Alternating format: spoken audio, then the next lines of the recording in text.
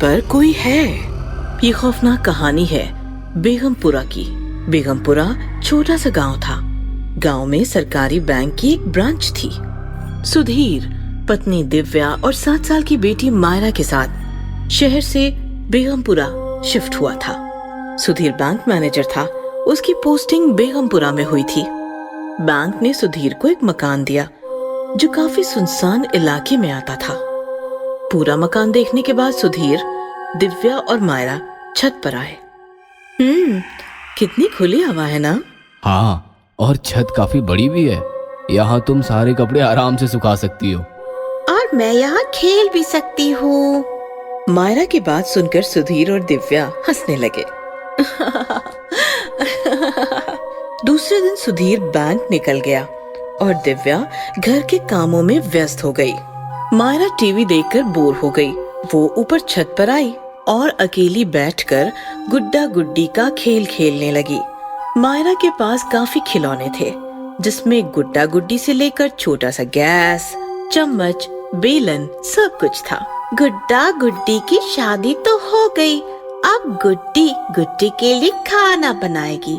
गुड्डा पापा की तरह ऑफिस जाएगा और गुड्डी मम्मी की तरह किचन संभालेगी। ये तभी दिव्या ने मायरा को आवाज लगाई। मायरा, कहाँ हो? मायरा, खाना तैयार है, जल्दी आओ। मायरा, मेरी गुड्डी का भी खाना तैयार है। गुड्डा गुड्डी तुम बाद में खाना, पहले मैं खा कर आती हूँ, ओके? ऐसा कहकर मायरा छत से नीचे निकल गई। इधर सुधीर ऑफिस में बैठकर अपना काम संभाल रहा था। नारायण। जी साहब। पहले मैनेजर की जो भी फाइल्स पेंडिंग है वो सब टेबल पर ले आओ। जी साहब, अभी लाया। साहब, एक बात पूछनी थी। हाँ हाँ, पूछो। आप बैंक के दिए हुए मकान में ही रहते हो ना? हाँ, लेकिन क्यों, क्या हुआ? कुछ नहीं, फाइल्स लेकर आता हूँ। इधर खाना खाते ही मायरा छत पर आई। अचानक वो जोर से चीख पड़ी। मम्मी! मम्मी! मायरा की चीख सुनकर दिव्या की धड़कन रुक गई। वो भागते हुए ऊपर आई। क्या हुआ मायरा, तुम ठीक हो? क्या हुआ बेटा?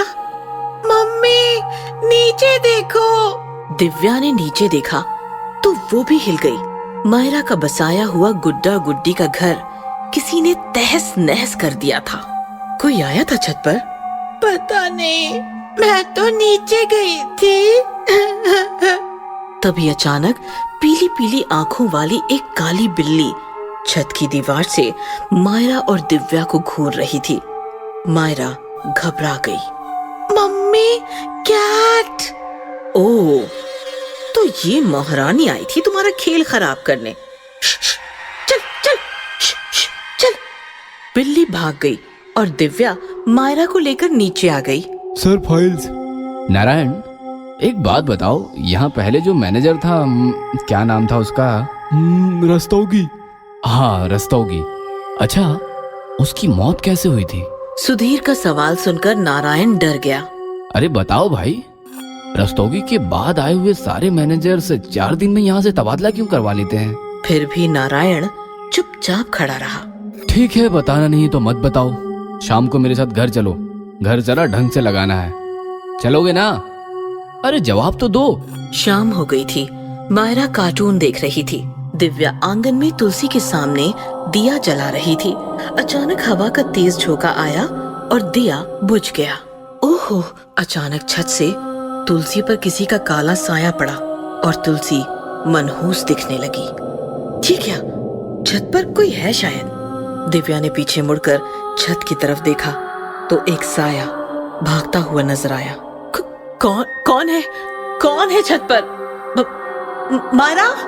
मायरा! मम्मी, मैं कार्टून देख रही हूँ। Please don't disturb me. Myra तो हॉल में है, तो फिर जरूर छत पर कोई है।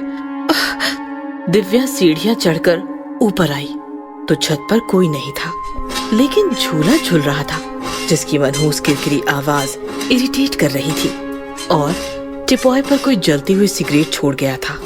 सिगरेट? सुधीर तो लौटा भी नहीं, फिर ये सिगरेट किसकी है? तभी अचानक नीचे किचन में जोरदार आवाज हुई और फिर मायरा की चीख, मम्मी! दिव्या भागती हुई नीचे आई।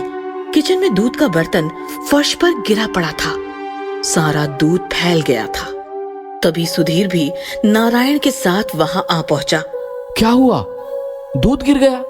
शायद बिल्ली का काम होगा। दिव्या ने बर्तन उठाया तो बर्तन के मुंह पर खून लगा हुआ था।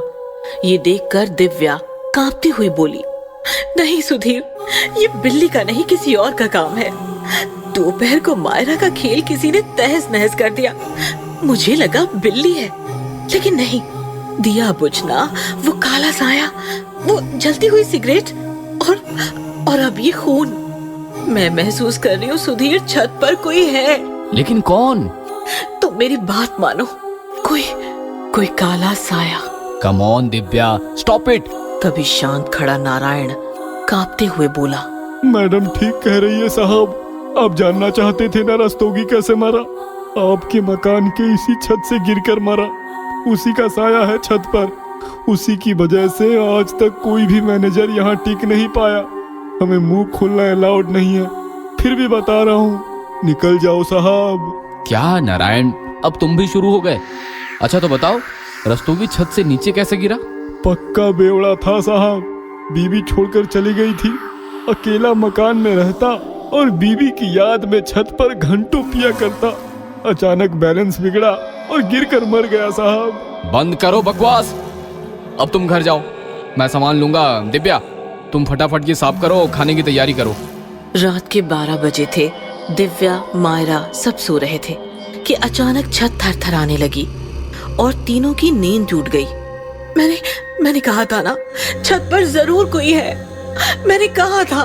डोंट वरी, चलो चलकर देखते हैं। मायरा, तुम यही रहो। ऐसा कहकर सुधीर दिव्या के साथ छत पर आया और नजारा देखकर उसका दिल दहल गया। झूले पर रस्तोगी का खौफनाक भूत बैठा था जो झूला झूल रहा था। झूले की मनहूस आवाज शांति भंग कर रही थी। अचानक झूला रुक गया। तुम लोग अभी यही हो?